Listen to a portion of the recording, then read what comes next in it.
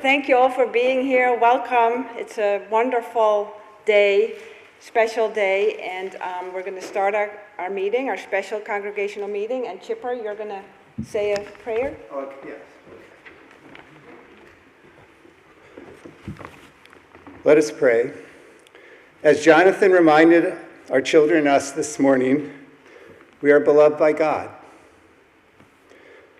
We ask that the Holy Spirit infuse this meeting, give us wisdom, generosity, empathy, and joy as we discern our congregational future together.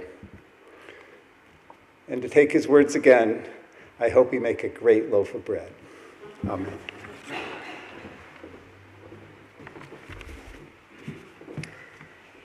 So the meeting is open. I don't think we need a vote to open it, or do we? No. And do we? We have a quorum. So we don't need to do the special motion? Yes. Okay. So I guess I'll call the motion, and then after we have somebody call and second it, then we'll open it up for discussion. So the purpose of this meeting, yes. I'm just sorry, I printed down the warning, I'm taking minutes, and it says if the 8% threshold is met, the church council will ask for the motion to be defeated. Does that mean we need to have that motion because it's in the warning? Sure. Let's defeat it. It could be a simple. So we need to motion to temporarily suspend then? And I would recommend we go no. Okay. So we need to call the motion to temporarily suspend the portion of the NCC bylaws in Article 10.2 under the provisions of Article 12, because Article 10.2 requires a quorum of 8% of the members to be present. Do I hear a motion to vote no? Is that what we're? No, you're bringing the motion. I'll second it for purposes of taking a vote, and then we call a vote. Okay, so I just made that. So Wilkie actually brought the motion, and I seconded it. And now we need to vote it down. Do we? Okay. Not that I'm telling you about it. So all of those who vote in favor. All who vote in favor of voting it down, the motion to vote it down has been carried. No. The motion, Thank you for the motion to suspend the rules has been defeated. Yeah. Correct. I'm sorry. So it takes two lawyers to speak.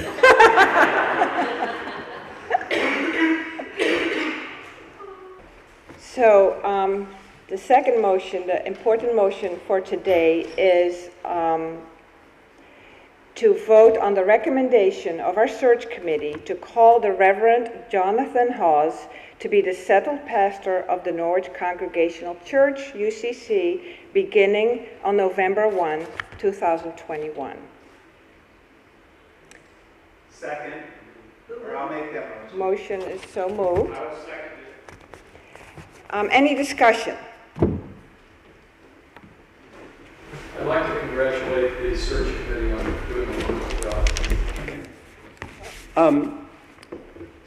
To save some time, we have reasons why we thought Jonathan was this wonderful candidate, and we were prepared to give those reasons, but if you don't have questions, there is one sticky piece that we have to talk about. I want to make sure you're aware of.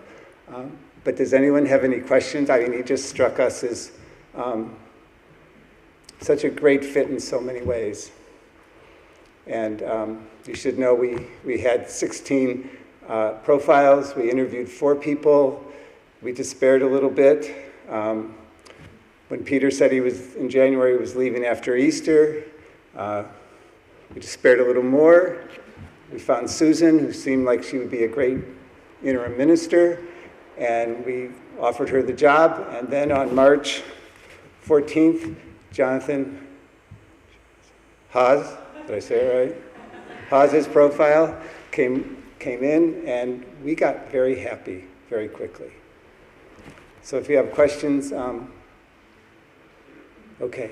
Priscilla has a note. The one thing you should know is when Susan Scott came, we guaranteed her a year of employment. She had just retired. She was moving to North Carolina from near Boston, and she said, I'd love to be your interim minister, but I need some certainty. So we do have, that doesn't mean we can't talk to her about, and she's been open to some changes, but we do have a commitment for her through April of next year. And so at this point, when we call Jonathan, we will be employing 2 people from November into April. And I've detailed what it costs. I hope I have enough. You can see. And I don't know if Bill Gleason from the Ministry of Building and Finance wants to speak, but we've looked at the numbers and we think we can sustain them.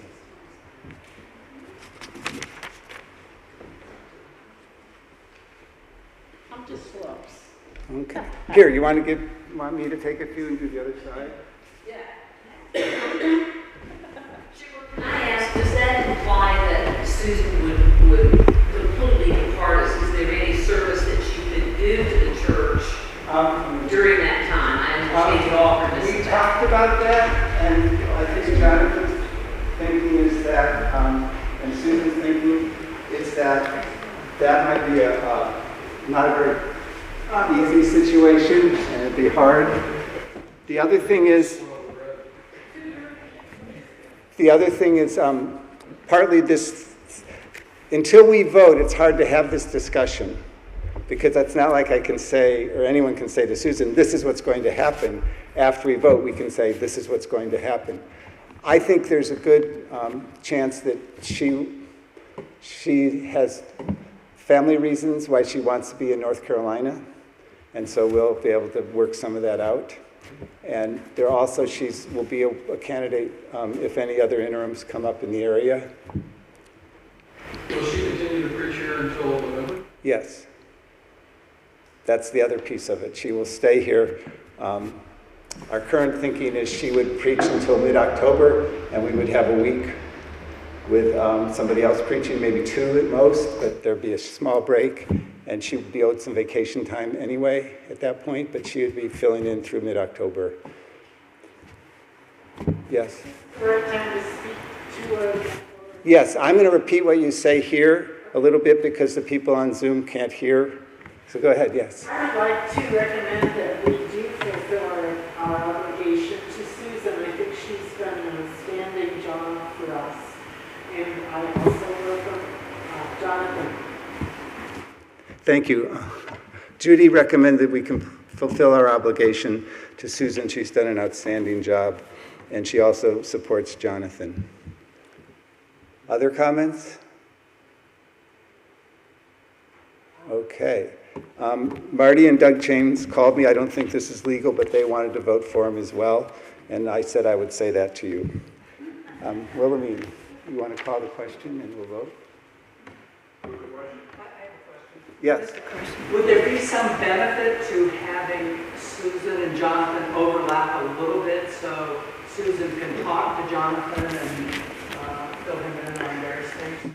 I think there would be. They've been doing that because of the beauty of Zoom and the internet. So they've communicated a number of times, and certainly it makes lots of sense to figure out if that would, however that can work out, it should happen. So I agree. Could we maybe leave it up to Jonathan? That's the way we've talked about it at this point, frankly. I had an email exchange with Paul Sangri, the Associate Conference Minister in charge of all this, and Susan and Jonathan, and they had a dialogue and some phone calls or Zoom calls. And so where they are now, I think everybody's comfortable with, but we'll leave the opportunity if they want more, or if he wants to be up here at some period of time while she's still here, or we want to tell her she should be back for some period of time in November. I think all of that can be easily done.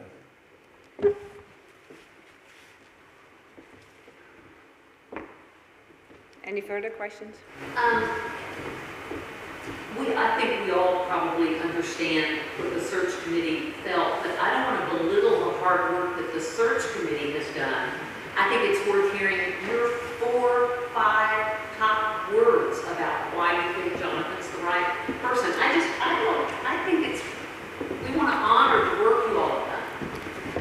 Okay, well, come on down. Kathy, Bill. I'm trying to find people on the search committee. Doug, Heidi, Priscilla, come on up. The question was, can we hear from the search committee for people on Zoom? Go ahead. Okay, so you want a little nuggets of, yeah. Well, first of all, I feel like our team just won the gold medal. That's how I feel about all of this. We have been training, we've been working, and we just won the gold medal as far as I'm concerned. So the thing that I would say, when we saw Jonathan's profile or his application, it just ticked all of our boxes. I mean, that's the first thing. Everything that people seem to want, that we said we hoped we would find in our profile, he ticked all the boxes. And so that was just thrilling. But when we finally did get to interview him, what I noticed right away was his superb listening skills. And I so much admire listening skills, because I think as I get older, I find more and more that the people that I want to be with are people who know how to listen and respond more than, speak forth. So I thought, oh my gosh, he's a great listener. And I think he even mentioned that yesterday, didn't he? But I feel like I observed it before he actually put a voice to it.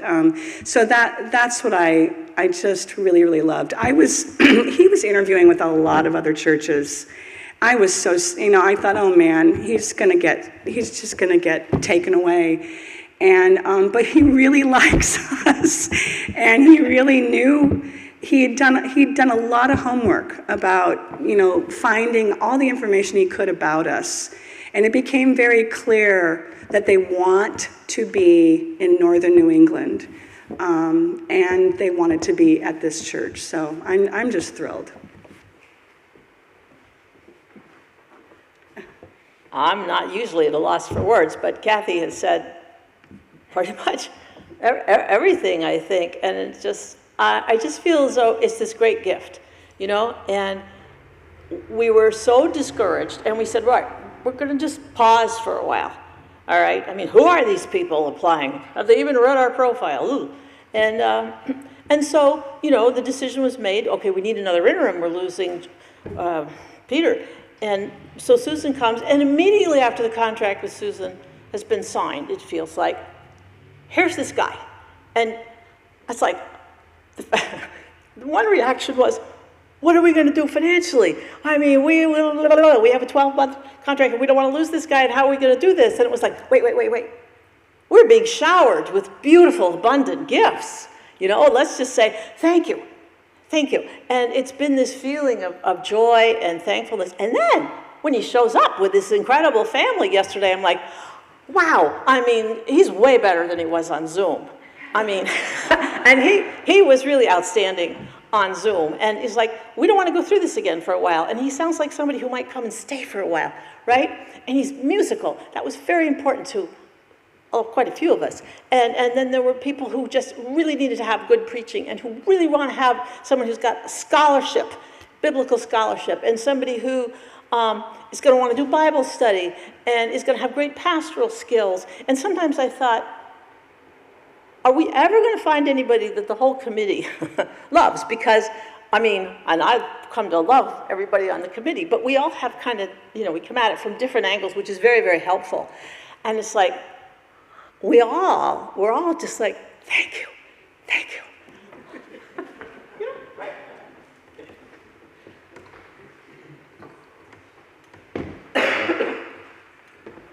I don't know how to follow that, but it was a pretty easy decision, I think, once we checked the references. I think the references all said that a lot of people are going to be awful sad to see him go. He has been a very integral part of their church, and it was an easy decision for me. I thought pretty much when we first interviewed him, I suggested Chip run out in the parking lot and hire him, as he is known to do when he's looking at candidates for different positions within the school system. And I think that the visit yesterday was kind of inspiring. I think I really feel comfortable with him. I've watched his sermons on the internet a little bit, and feel very comfortable. I even offered to stop down and strong-arm him in Pennsylvania when I was down for a turkey hunt in spring. Chipper said maybe we should both go together so that I can mellow the message, Bill. So that's my vote.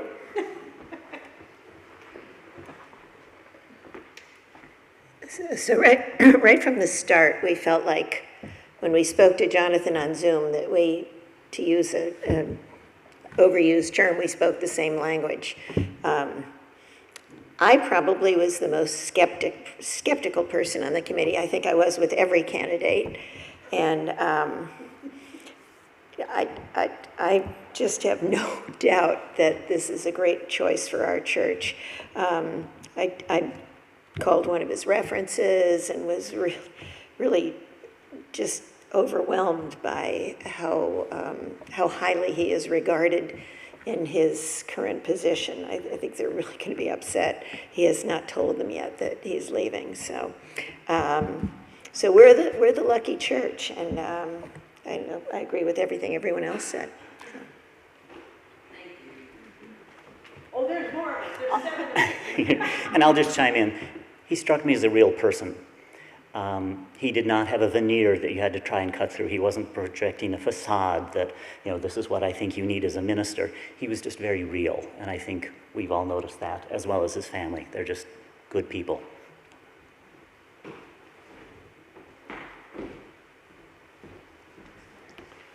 I realize that Susan White couldn't be here today. It's important for her to keep social distancing. And she might have sent me an email with what she wanted to say, and I might not have looked at my email this morning. So Susan was very much in favor of him.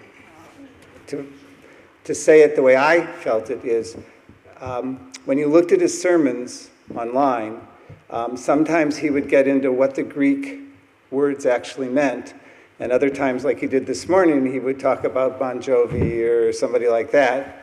And I felt like his breadth of knowledge, both biblical and real world, was really strong. And I also felt that he's at the height of the career with a long way to go. And we will benefit from that, as opposed to some of our other candidates who are at the start of their career and some are at the end of their career. We've got someone right at the apogee of his curve. And that would be great for us. And then the rest of it is all just icing on a cake, frankly, that meeting him and his family, and they, if you weren't here yesterday, Liza commented so much we brought her up to the pulpit too, so she could really tell us about him, and that worked really well. I think she'll be an amazing addition to our church family, and his 3 children were actually, it's hard to do this. I was impressed by all 3 of the children. Darn, I wish they'd come to White River School. So it just seems like, as they say, overworked language, like Heidi said, it's a really good fit from my perspective. Okay.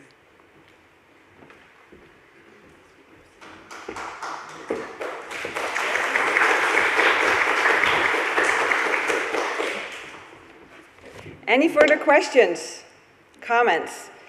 Then all of us who are in favor to call Reverend Jonathan Hauze to be our settled pastor beginning November 1, please say yes. Yes. Yes. Anyone who is not in favor of calling Jonathan Hauze as our new minister? You have 5 votes on Zoom. Jane Helms, Donna Gleason, Sarah Reeves, Rita Severinhouse, Susan White, and Kenneth Crackle. Thank you.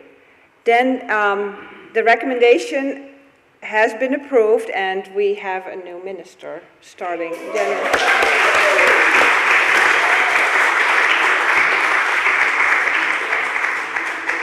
Any other business, or do Oh, yes. I was counting it up last night. The search committee met 2 or 3 times a month, from every month from February of 2020 until July of 2021. And they were amazing. And I want to thank them. What? We started in 2019. No. No. And they were, so you saw them up here, and you need to know we all suffered during pandemic, but 8:30 on Thursday morning, 2 or 3 times a month with that crew was one of the most uplifting experiences of my life. So thank you. Heidi, Bill, Doug, Susan White, Priscilla, Kathy, thank you. Yeah, and Chipper was the most amazing. All right. Jonathan, our new pastor.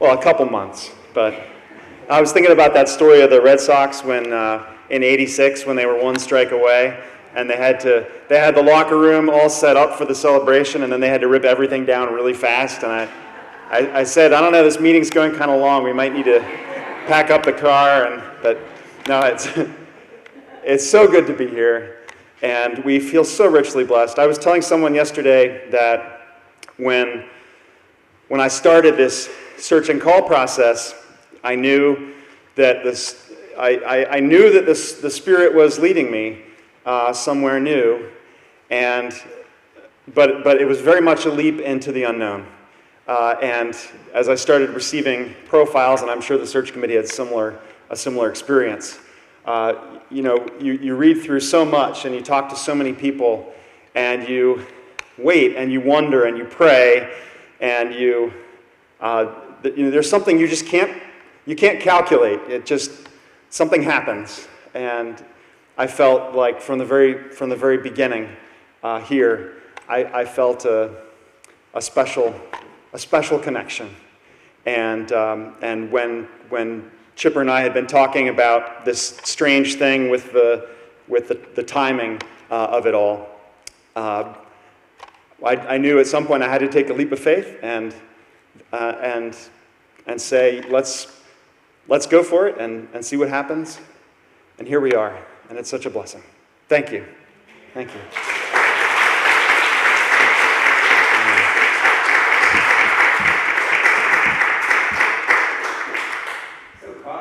Yeah. And yeah, our plan, I know there were some people asking yesterday if everything goes well, and we assume it will, we're supposed to close on our house on this Friday the 13th. So, so keep us in your prayers.